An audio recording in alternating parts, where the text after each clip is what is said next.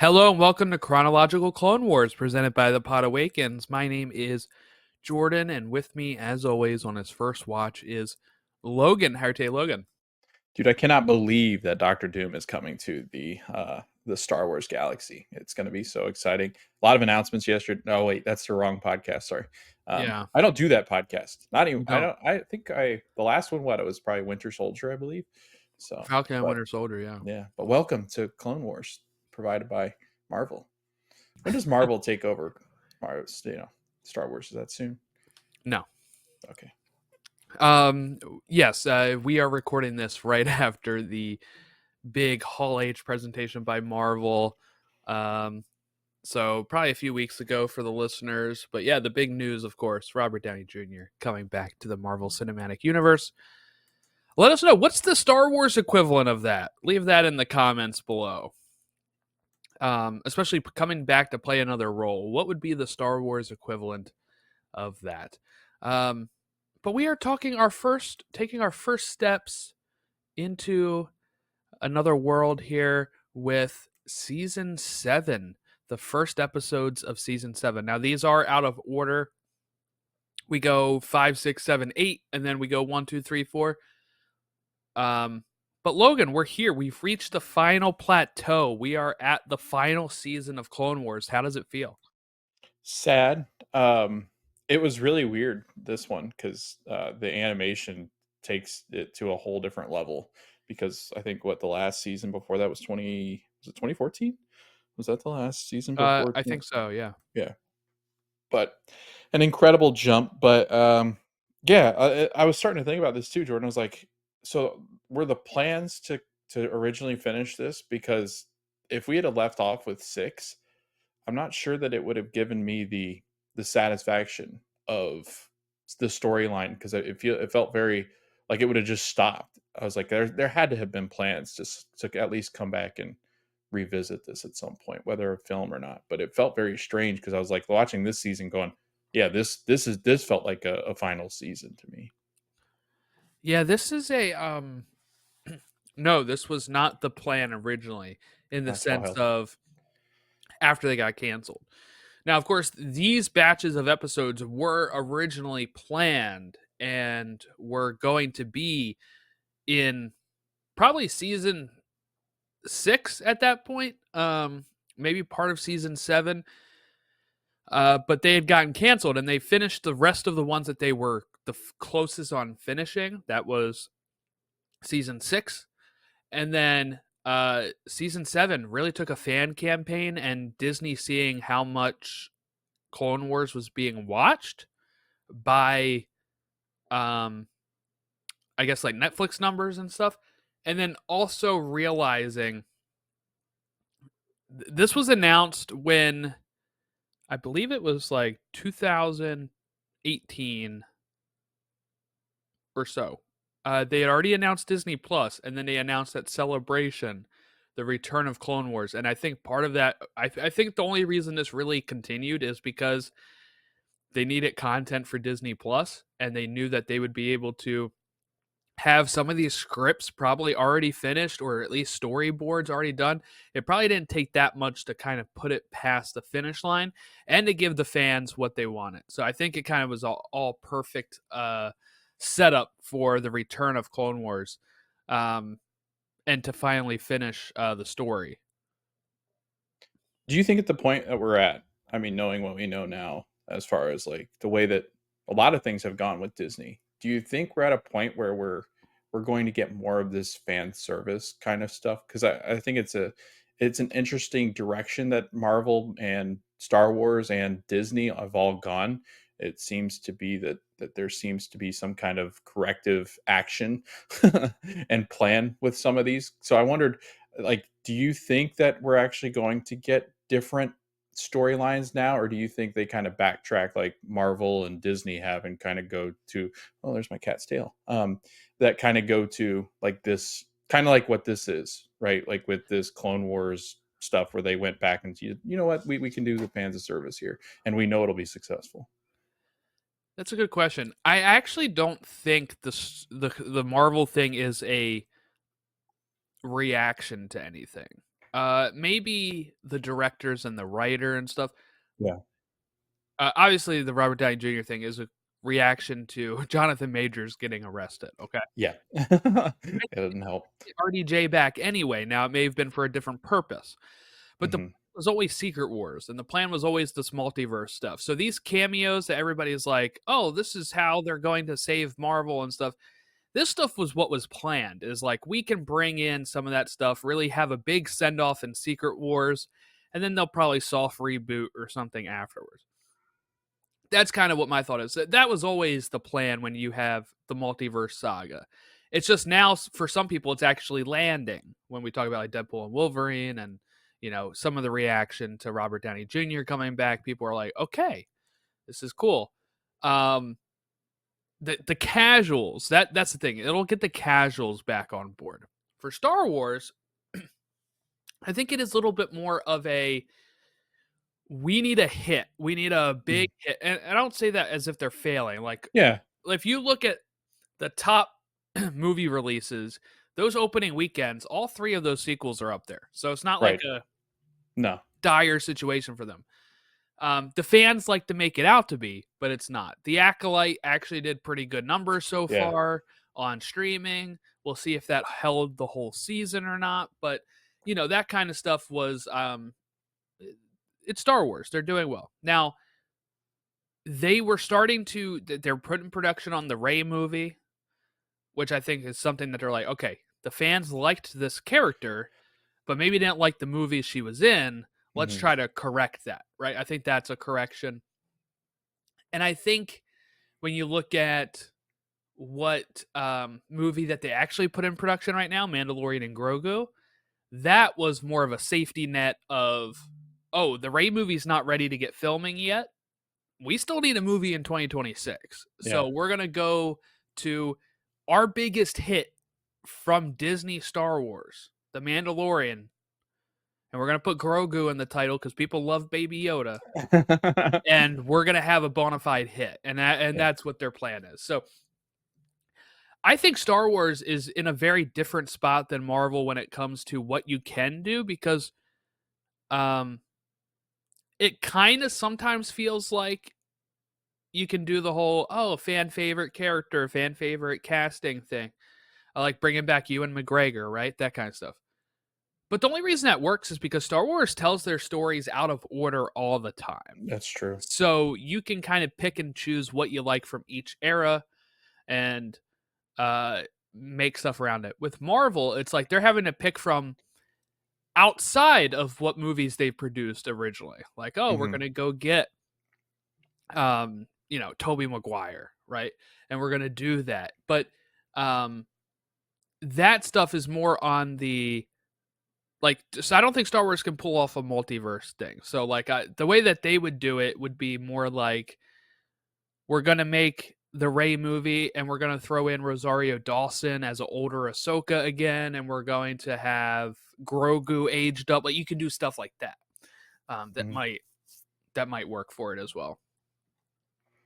Plus, I feel like Star Wars has the advantage of we've only gotten through really one storyline and one main, not to use the Marvel term, but like through one timeline. It seems like we've One stayed on that saga. same right. So even though they broke away from Skywalker, did they really break away from Skywalker? It's still people that existed in the Skywalker, except for the Acolyte. Yeah, Like that's I the feel like first step. Yeah. yeah, and I feel like Star Wars has the advantage where I mean they could go any direction with this, and you know more of it just because of the comics, just like you do with Marvel. But I think there are so many storylines that you could go with this particular, and because you have so many planets and so many, and I think Marvel has it too. But Marvel gets into a point where, like in the multiverse, you get to back to the same characters. Like you somehow get back to it seems where I feel like Star Wars has an infinite amount of history that they can still write whereas Marvel's kind of stuck because Marvel's producing constantly content for their comic And books. and So the it thing with feels Marvel right now too is like, yes, they're going to be able to bring in the X-Men and Fantastic Four, but yeah, people still want to see Iron Man and Captain America. So then you're like,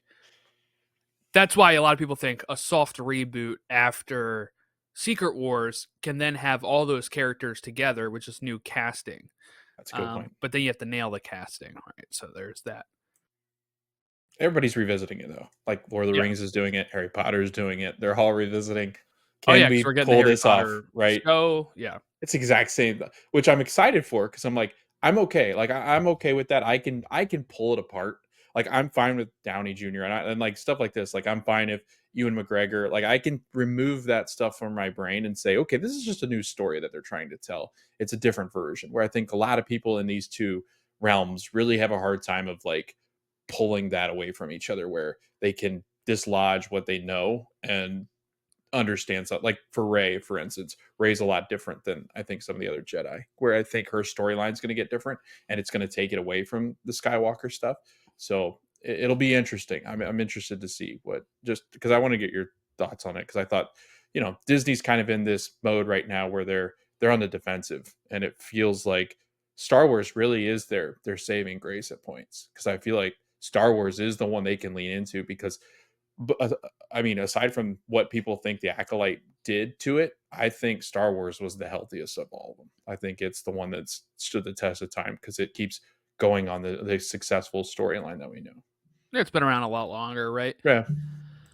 Maybe not as long as the comics, but I mean, like, movie Hmm. wise. But look, I think the death of Marvel and Disney has been greatly exaggerated because Yeah. Disney might get $3 or $4 billion movies this year Yeah. after everybody said that they're going to And they're be a back. failure. So they're Right. back.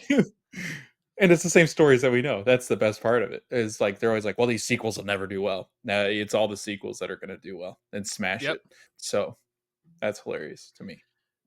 So we are talking to start off here with Gone with the Trace, Deal No Deal, not Deal or No Deal, just Deal No Deal, Great show, by the way. Dangerous Debt, and Together Again. And these episodes were originally going to be produced for season 6. I do have that information now. 605, 606, 607, 608 are what they were supposed to be. Okay. Um and then they got canceled. So you have that going on. These episodes premiered. This was a weekly show back then. So Gone with a Brutal. Trace was March 20th of 2020. We're reached a new decade now. Deal No Deal was March 27th. Dangerous Debt was April 3rd. And Together Again was April 10th of 2020. These episodes were directed by, we're going with, let's start with Gone with a Trace, directed by Saul Ruiz and Kyle Dunleavy, written by Dave Filoni and Charles Murray. Deal No Deal, directed by Nathaniel Villanueva and Stuart Lee, written by Dave Filoni and Charles Murray. I'll just say that. Dave Filoni and Charles Murray wrote all 4 of these.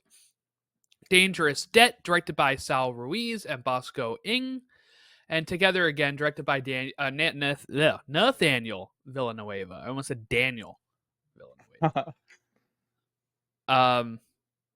So that is where we're at with these. So very interesting that this episode, that this batch starts in the midpoint of the season. There's only 3 arcs this season. It's in the 3rd arc that we start, and then we go back to the 1st arc next week. But this is our first time seeing Ahsoka since season 5, when she walked out. I mean, there's a brief part of her in season 6 when Yoda's having his vision, right? But it's been a whole season that we went, and then we actually took a month off of recording. So it's been a while since we've seen Ahsoka. Logan, what was your thoughts catching up with Ahsoka here? Yeah, I know. I texted you early on. I think it was the first episode and a half, where I was telling you, I was like, I don't really know if I like this storyline. But then as it went on, I did like it. So the first one and the first and a half really was slow for me, but I really enjoyed the last half of it. It felt very Star Wars esque. It felt back to what it was with just kind of the storytelling, and I think a lot of fans agreed too, because on IMDb, I always look at that to see kind of how that I use that to go, okay, what do people think of it? I often don't agree with that stuff, like you and I have talked about many of times on this podcast. I get enjoyment even if it's like, bring me something that's a good story, and that's something that's going to make me happy, and I'll give it a 10 out of 10. Like I might be the worst ranking system, but I'll give you just like honest thoughts of like opinion as far as like some things I didn't like. But this one I really did. I again, at first started real slow. I didn't really like where they were taking Ahsoka, because it really, to me, it didn't really make sense. But I think the connections that they made after with how similar the two are and how intertwined that story is with the two sisters having trouble trusting Jedi and Ahsoka being a former Jedi. It caused an it was one of the only situations where they could really use that as a story. And I think that's what Ahsoka gets, right? Is with her new, live action and with her storyline. I feel like you get a lot of because Ahsoka is not technically Jedi, she falls underneath a different category of one that has abandoned. Kind of like Finn with the clones. Like I think you have a lot of that. So I really did. I enjoyed this story. I thought it was a great turnaround the last couple of episodes in this arc. Yeah, it is a little bit of a slow start. I forgot to say, of course, the descriptions. Gone with the trace. Ahsoka befriends a pilot, but must hide her Jedi past while trying to stop a dangerous droid. Deal no deal. Trace makes a rash decision after learning what they are transporting is for the Pike Syndicate. Dangerous debt. Taken prisoner by the Pikes, Ahsoka and the Martez sisters attempt to escape. Together again, Ahsoka bargains for the sisters' freedom and makes a startling discovery. Yeah, so we have Ahsoka's been hiding out on Coruscant, on the lower levels of Coruscant, and she crashes on level 1313. This is a very famous level of Coruscant due to a game that was supposed to be released in there that was canceled, I believe, when Disney took over, or was, canceled after that. But it was going to be a video game. It was also originally, apparently, this was according to Wikipedia, developed by George Lucas for the unproduced Star Wars live-action TV series Underworld he was working on, along with the character Saul Guerrero. So I guess Saul Guerrero was going to make a jump into live action originally anyway. But because of budget concerns, the series was put on hold, and the level 1313 was introduced in the Clone Wars instead. It's made its appearance a few times, like To Catch a Jedi, Lethal Trackdown, those episodes of the Clone Wars, and will appear again in The Bad Batch. But just some fun background on level 1313. So we have are introduced to the two sisters, Rafa Martez and Trace Martez. These are, Logan, if I were to tell you these are very popular Star Wars characters, would you be able to read my sarcasm on that? Yes. I'm gonna go with just the fact that they're female. Didn't hit well with many. That is true. This is an all-female episode, felt. So I'm gonna guess that unfortunately the what do they call those people? The rating dive bombers, or whatever the hell they call them, the people that have issues with anything that has to do with females in this storyline. I don't know. Incels? I think yeah, there you go. So, but yeah, Um, no, I like them. I Yeah. ended up. I didn't like the one sister. She was kind of mean. But Rafa, yeah, but she had to she's be, I not great. think. Yeah, she's kind of like the one that's hard to win over and all that kind of Yeah. stuff. And we have Ahsoka who's hiding her past, right? But she does use the Force a couple times to save the day without them knowing. Mhm. So there's a really cool scene in the second episode when they're leaving that I wanted to highlight. And that is when they're leaving on Trace's ship, the Silver Angel. By the way, a pretty good name. I don't know why everybody had a problem with the Silver Angel in this. Like Ahsoka and Rafa are like, that's what you named it? That sounds all right.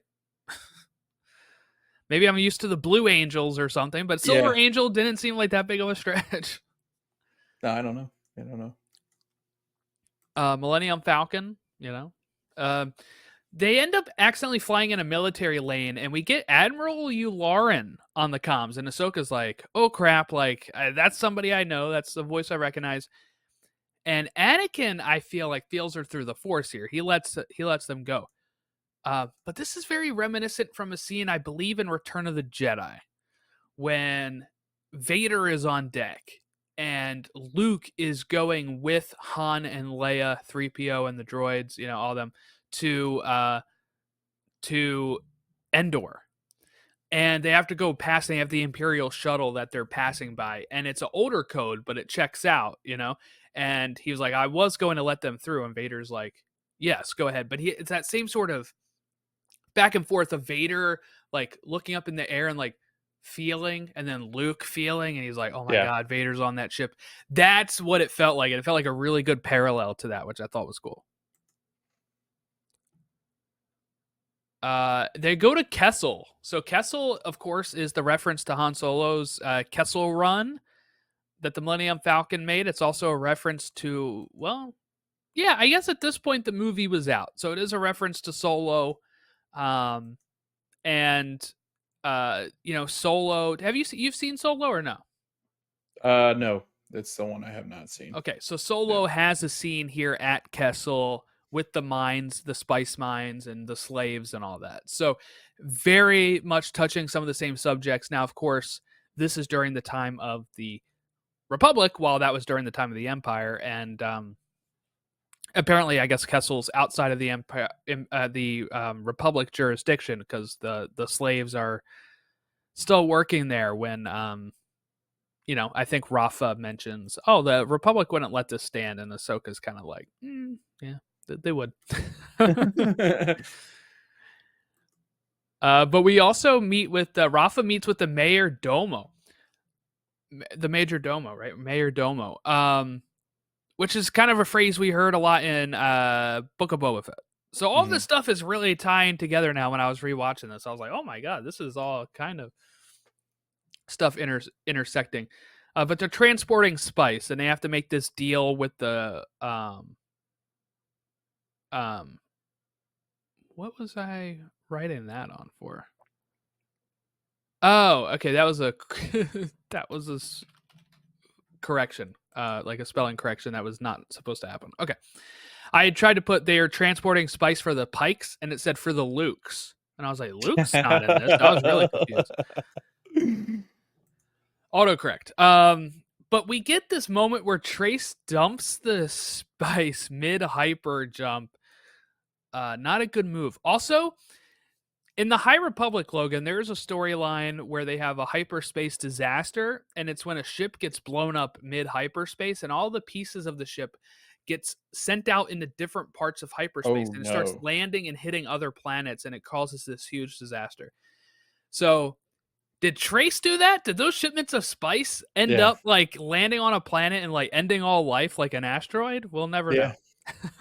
And those spices are probably the people allergic to it. They're like, oh no, what's happening? It's raining. It's raining spices. But Ahsoka does her Jedi mind trick to help get them paid. And that is, without them opening the cases yet. But maybe the most interesting thing, Logan, was the Rafa sisters. I mean, not the Rafa sisters. The Trace, the Martez sisters, Rafa and Trace. Their backstory, where this is referencing an episode of the Clone Wars. They do not like Jedi because during Zero's prison break, which was, I believe, the season 1 or 2 finale, when Cad, I think season 2 finale, may have been season 1. Cad Bane introduced in the show, and he's going to, get Zero out of prison. That episode, Cad Bane was firing, and the Jedi tried to stop the ship from hitting a platform, and instead it hit the Martez house and killed their parents. And so there's a few things. We know it's Cad Bane because we've seen it and stuff, but they also mentioned like a blue guy with red eyes or something. You're like, okay, that's Cad Bane. Then they mention a Jedi who was green and wearing all black, who was like kind of nonchalant about the parents' death. This sounded like Luminara Undul, Barriss Offee's master, because of the all black and wearing green, and she's green. That's the only Jedi that popped out to me. And also, I guess the nonchalant attitude. Because remember when Barriss and Ahsoka were caught in Geonosis, and Anakin's like fighting to save them, and Luminara is kind of like, if they die, they die. Like, it's like, what? Yeah, that sounded like Luminara to me. Yeah, because at first I was like, well, it's not Yoda. He always wears that tan. He wears like a tan. And plus, I think he'd be like, he was really small too. They'd be like, okay. I think they said she said. So yeah, I was going to say, because it's like, it was eliminated quickly, because when they said green, I was like, what? And I was like, oh, okay, that makes sense. But like, you're right. Luminara was very nonchalant. I love that though, about the Jedi though. They're like, if they die, whatever. Yeah. No big deal. No, we'll just replace them. Little do they know. We'll find you new parents, Yeah, we okay? got Relax. young. Yeah, you'll be fine. We'll write them in. So they escape from the prison. They end up getting captured again. So that episode was really just more of a background information, but we do see Bo-Katan and some Mandalorians watching over here. Did you think that spelled bad news for Ahsoka at that point, or good news? Because at the end of the episode, it turns out being a good thing. But what was your thought seeing Bo-Katan watching over here and seeing watching Ahsoka? I don't know. I felt good because I was like, well, I mean, one, she says that there's something that she can do, and she kind of alluded to the fact that she was going to help Ahsoka, but or at least get into the bottom of it. But yeah, no, I think knowing what I know about Bo-Katan, I was like, so this is probably going to be a good thing. Like I feel like she's going to help Ahsoka in some way because she doesn't. Was it the Pikes that she didn't like? She didn't like one of them. Bo-Katan didn't really care much for. Well, the Pikes are awful. We've seen them in Book Yeah. of Boba Fett, right? That was the Pike Syndicate there as well. We've seen them. They're some of the ones that took out the Tuskens that Boba was friends with. So not Plus, great people. I always feel like too though, like Bo-Katan, even though she might have untraditional ways of doing things, she always sides on the side of what's right, like Yeah, in some capacity. she thought being part of Death Watch was right because it was the heritage of the Yeah. Mandalorians, right? Like if we look at the history of the Mandalorians, they had always been a warrior people. It was Satine and that line of family that had made them peace keepers and like people that did not want to fight, um, pacifists. So Bo-Katan obviously thinking, well, no, my heritage should be this warrior clan. We're making ourselves weak, especially during a time of war that, yes, we're neutral in, but we should still be prepared. But when they take it the other step and they take over Mandalore and then Darth Maul wins against Pre Vizsla, it ends up being, she's like, no outsider should rule Mandalore. She has that strict code about her beliefs of Mandalore, and she immediately jumps to this is wrong. And we do see in this episode when Ahsoka's doing her, intel in the fourth episode here, we see the Pikes communicating with Darth Maul, and she kind of figures out, oh, it's Maul, and she tracks the signal to Mandalore, and she's like, okay, that's interesting. So then the sisters find out she's a Jedi. They don't really care at a certain point. They, see that she's a good person and helped them. And then we get that Bo-Katan approaching and asking Ahsoka for help because she wants them to take down Maul. So this will, of course, be. You've seen the first 8 episodes of the season. There's 4 left. This is resolved. Ahsoka's storyline is going to be going to Mandalore to take care of Maul. So that is where she will be heading in this series. Yeah, so that's where we're at with her. Her and Bo-Katan teaming up, which makes sense because if you in the Mandalorian, I believe there is a few references to Bo-Katan and Ahsoka knowing each other and being friends. So of course that is the start of the friendship here. But yeah, so there wasn't too much to talk about with this arc, but this is I will say the Martez sisters will be referenced again in something else. They don't say them by name, but we'll get there when we get there. So pretty cool. Anything else about this arc or anything that stood out to you before we wrap it up and next week take a look at the Bad Batch arc? I really am enjoying Bo-Katan Kryze. Like the more and more that we get about her, I'm like, man, it would be great if we got a show of the Death Watch coming. Like that would be exciting. I would watch that. I feel like there's a lot of stories that could go with kind of these splintered groups from, and a lot of them break free from the groups that they belong to, or they kind of they go AWOL in these groups because they don't 100% agree. Kind of like what you have with, again, with Fenn and the Stormtroopers, and like I think you get that with Bo-Katan and what Mandalore is, and yeah, I don't know. I love the exploration of Mandalore, and I'm hoping it doesn't end with Mandalorian and Grogu, the Grogu movie, because I think there's just so many interesting and fascinating qualities that some of these have, or some of these Mandalore have, um, and an interesting society. They, again, it's very splintered on how they believe the actual codes and ethics of what the Mandalorian is. Whoa, my cat's destroying things over here. He actually just destroyed one of those. What is it? Is it a droid carrier? I think it's a popcorn bucket. That was like one of the old, Oh, dang. I forget what it is. It's like my popcorn bucket at Star Wars. You just threw it off the counter or desk. Mm. But yeah, Jordan, I really do. I love Bo-Katan. So more we get of her, I'd be excited. Well, then you might like the next. You might like the next set of episodes after the Bad Batch arc, Ooh. the finale arc. Yeah. Well, no, I'm excited to kind of dive into the finale when we get there. This was a good little tease for it. Catch you up on where Ahsoka is. Kind of get her to the right place to do that finale. That's why this arc was done, I believe. I think some people were like, while it was airing, we only get 12 episodes. Why are we getting 4 on the Martez sisters? Because it was crucial to Ahsoka and to be able to put her in the right spot for Yeah. this Maul arc that is going to happen for her in the finale. So, made sense to me, right? But maybe when you're watching the first 2 episodes and it's weekly, you're like, what? But when you binge them, right, and you get that 3rd episode and it Yeah. shows Then it's like, Bo-Katan watching oh, over them, you're like, okay, all right, we're getting somewhere now. Yeah. yeah. Yep. Nope. That's exactly how I felt. I was like, the first 2, I'm like, oh, this is the start of that last season. Ugh.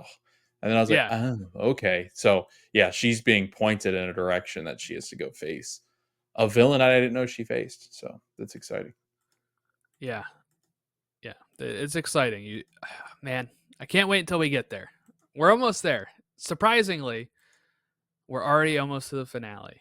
I know it's been probably like 10 months since 9 months since we started recording, but Mm-hmm. it is crazy that we're already almost done. It flew by. Yeah. Flew by for me. So the next set of episodes we will be talking about are season 7 episodes 1, 2, 3, and 4, the Bad Batch arc of the Clone Wars. So make sure you check us out there. Follow us on all of our socials. At podawakens on all of our social medias, or as our friend Co Bibble says, you must contact me at podawakens@gmail.com. So make sure you do that. Have a great rest of your week. We'll catch you next time when we talk the Bad Batch arc of Clone Wars season 7.